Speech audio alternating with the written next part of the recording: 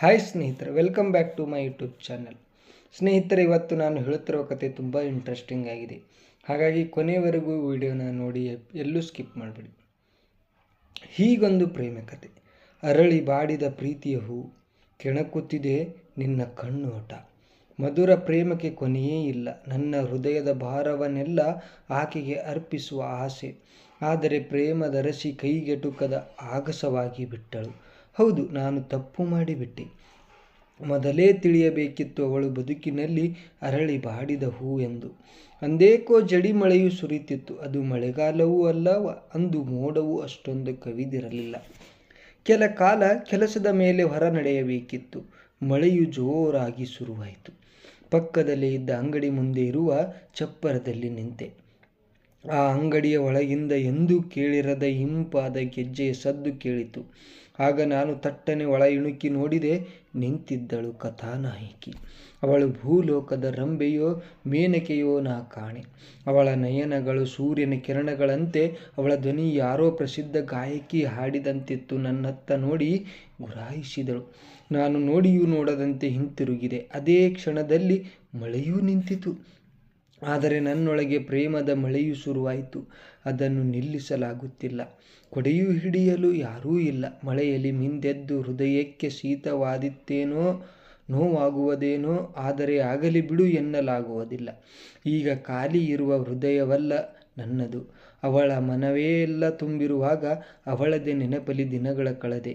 ಹುಡುಕುವ ಪ್ರಯತ್ನವೂ ಮಾಡಿದೆ. ಅವಳು ವಿಳಾಸವಿಲ್ಲದ ಅನಾಮಿಕೆ.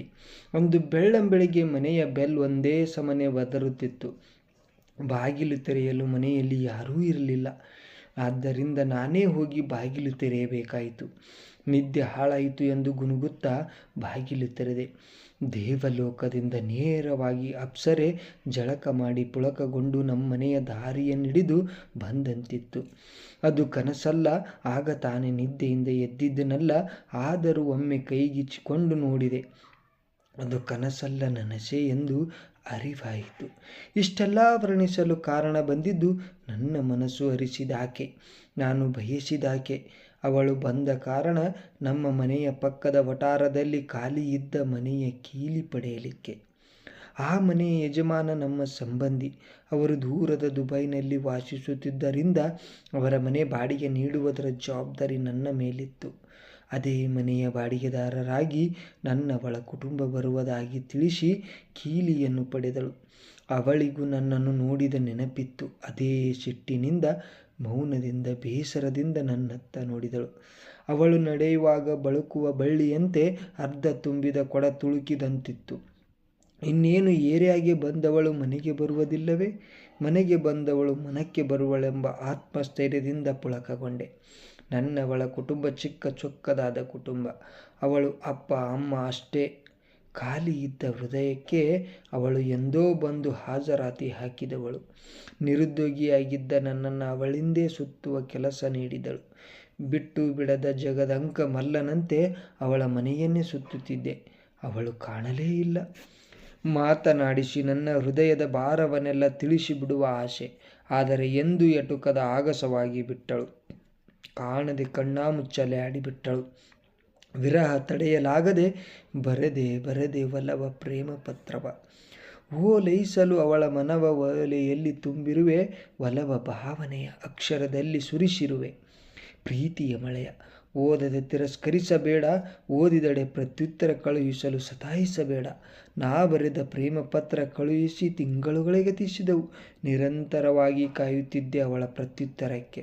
ಅವಳಿಗೂ ನೇರವಾಗಿ ಹೇಳಲಾಗದೆ ಉತ್ತರವನ್ನು ಪೋಸ್ಟ್ ಮಾಡುವುದಾಗಿ ನಾ ಭಾವಿಸಿದೆ.